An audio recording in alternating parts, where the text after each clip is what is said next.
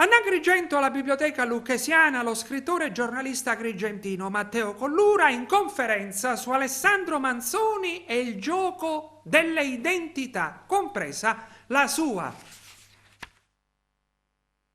Manzoni è lo scrittore italiano considerato, lo dice Carlo Emilio Gadda, che è stato uno degli intellettuali e scrittori italiani più importanti del Novecento, è considerato lo scrittore degli scrittori, vale a dire uno scrittore utile soprattutto a chi scrive, naturalmente per fare letteratura, perché indica una strada, ha tracciato un solco che molti di noi, me compreso nel mio piccolo, ecco, un solco che seguono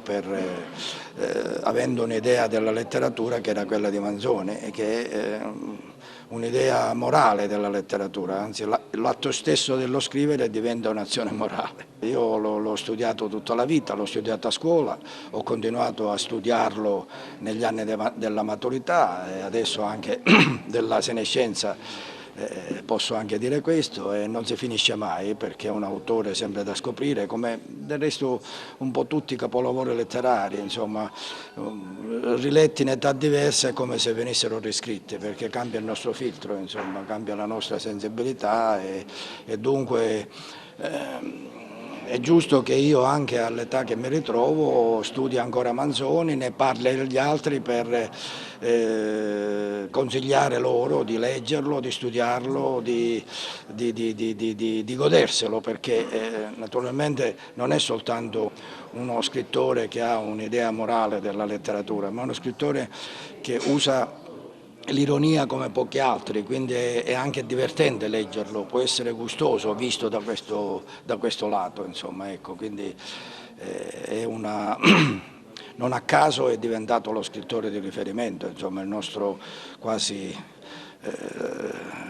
un nostro santo protettore, insomma, gli abbiamo innalzato un monumento e ogni tanto è bene però farlo scendere dal monumento e riportarlo con noi per poter capire meglio la sua vita, perché ha scritto quel capolavoro che tra l'altro è l'unico libro che ha scritto, l'unico romanzo, perché non ne ha scritti altri, ma ci ha lavorato tutta la vita,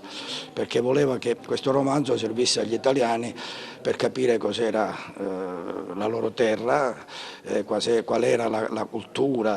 a cui attingevano. Lui parla di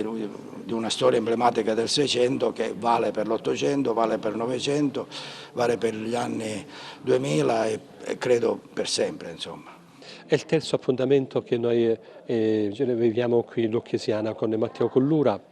vive a Milano, agrigentino, e con piacere ritorna per offrire alla città di Agrigento questi momenti di riflessione. E questa volta Manzoni, I Promessi Sposi, questo romanzo che ha segnato la storia della società italiana, storia civile e storia religiosa,